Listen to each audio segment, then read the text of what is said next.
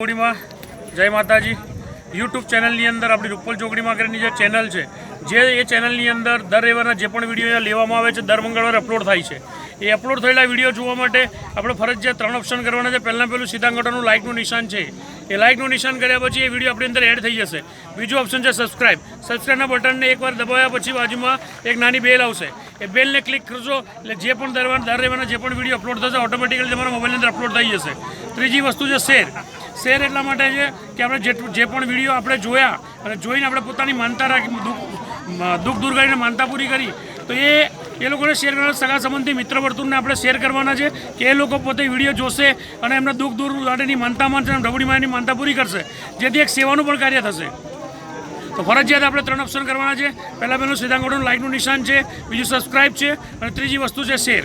છેલ્લા 3 રવિવારથી મારીએ પાણીપુરીની પકોડી બંધ કરી છે, એના બદલાની અંદર તમે યથાશક્તિ જે પણ તમે પ્રસાદ લાવી માને ચડાવી શકો છો, પણ પાણીપુરી સ્વીકારવામાં આવશે નહીં।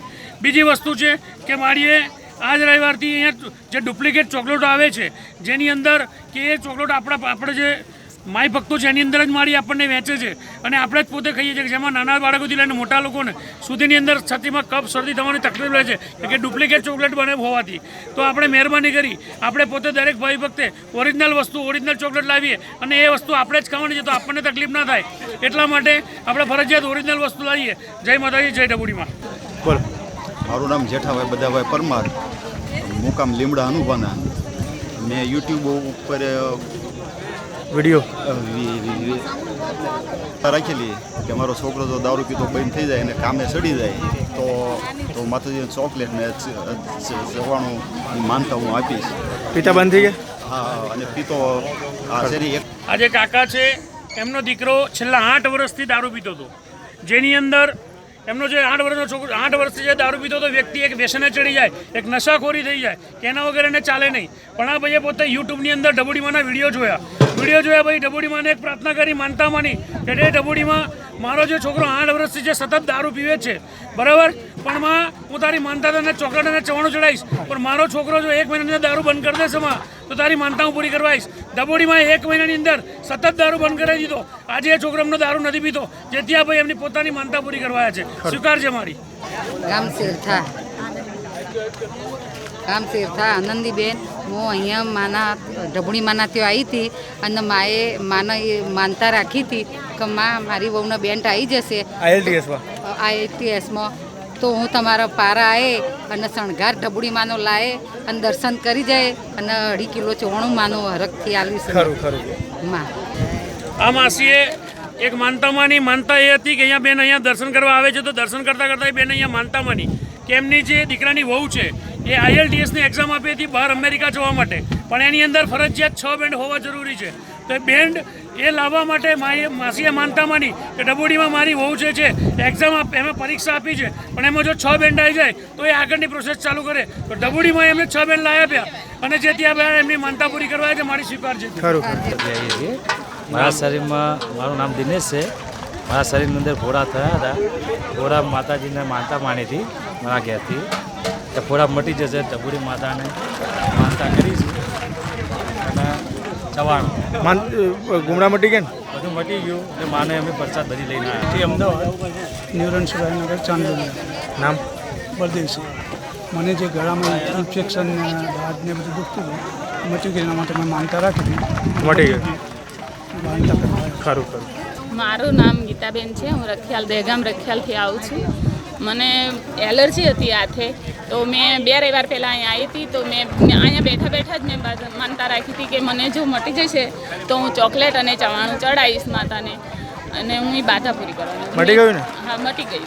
અને બીજી માનતા છે મારી કે મારે અહીંયા આવવાનું હતું, એ પહેલાં મને 5-10 મિનિટ પહેલાં જ મને પગમાં દુખાવો એકદમ ચાલુ થઈ ગયો, તો મેં માને માનતા રાખી કે જો મને તારા પારે આવું છે, મને પગ મટી જશે તો હું તમને 5 ચોકલેટ મટી ગયા હતા? હા, મટી ગયા। અમદાવાદ નરોડા રહું ગેલેક્સી। મારું નામ ગૌરીશંકર એ શ્રીમાળી છે અને હું એક જગ્યાએ પડી ગયો હતો, મારો જમણો હાથ દુખતો હતો બહુ, એટલે મેં ઢબુડીમાંની માનતા માની કે માતાજી મારો હાથ પકડી દે તો હું ચોકલેટના હાથ ચડાવ્યા, મારો હાથ મટી ગયો તો માટે માનતા આવ્યો।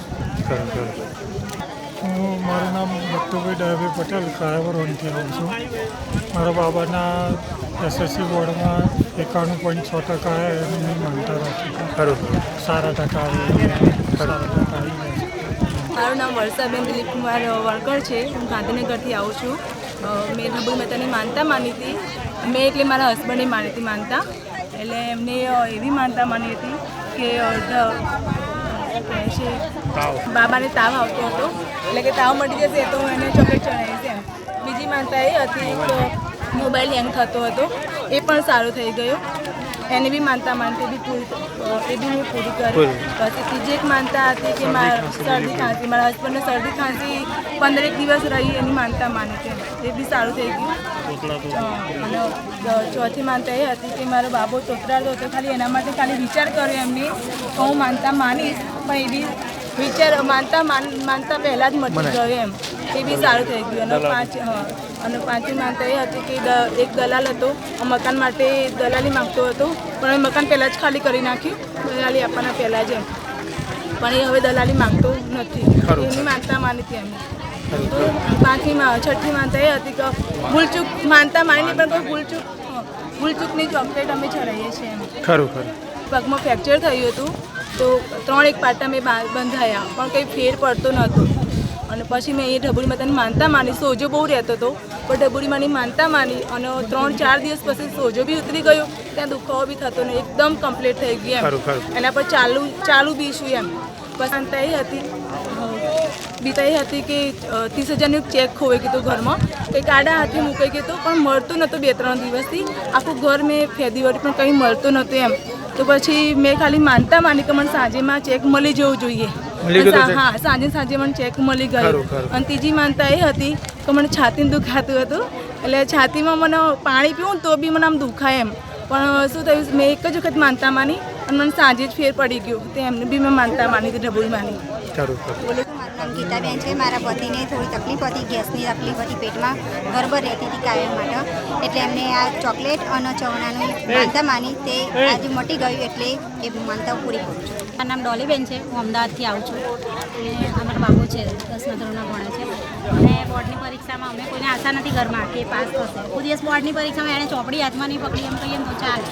અને મેં ઢબુડીમાં માનતા માની છોકરો મારો પાસ થઈ જશે, એટલે હું આ શણગાર લઈને આવીશ, અને આ શણગાર લઈને આવી છું. બોલો ઢબુડી. કેવું છું, પ્રજાપતિ રામજીભાઈ મારું નામ છે. મારે એમ્બ્રોઇડરીમાં મશીન છે, એમાં માલ આવવામાં થોડો પ્રોબ્લેમ હતો, એટલે માનતા માની ચોકલેટ માલ આવવાનું. હું અમદાવાદથી હરીશ મારું હરીશ છે. મારા બાબાનું 12માની પરીક્ષા હતી, મેં માનતા માની હતી ઢબુડીમાંની. હું 12માં પાસ થઈ જશે તમને શણગાર લઈને આવીશ. તો મારો છોકરો 10માં 45% લાવ્યો હતો, એટલે આશા નથી કોઈ પાસ થવાની, પણ ઢબુડીમાં 70%ની આસપાસ કરી. ખરું હિનાબેન છે, અમદાવાદથી આવે છે. એમના પોતાના બનેવીને 500 ડાયાબિટીસ રહેતો હતો, જેને હાઈ લેવલનો ડાયાબિટીસ કહેવાય, જેની અંદર માણસ ખતમ પણ થઈ શકે છે. પણ આ બેને ઢબુડીમાંની માનતા માની કે જે મારા બનેવી છે મારી, એમનો જે 500 ડાયાબિટીસ છે એ માં તું કમ્પ્લીટલી નોર્મલ રોડ પર લાવી જઈશ માં, તો હું તને 500 ગ્રામ ચવાણું ચડાવીશ. જ્યારે બીજા દિવસે રિપોર્ટ કર્યો તો નોર્મલ 500 થી સીધો 150 પર આવી જાય. કેમ કે માં ઢબુડી આ કરી શકે છે, મારી 24 કલાક ઓનલાઈન મારી બીજું કોઈ કરી શકતું નથી. જે 500 ડાયાબિટીસ માણસને ખતમ થવાની શક્યતા હોય, એને બદલે મારી જીવડાવે છે માણસને. કેમ કે અમારી 24 કલાક ઓનલાઈનમાં ઢબુમાં કરી શકે છે.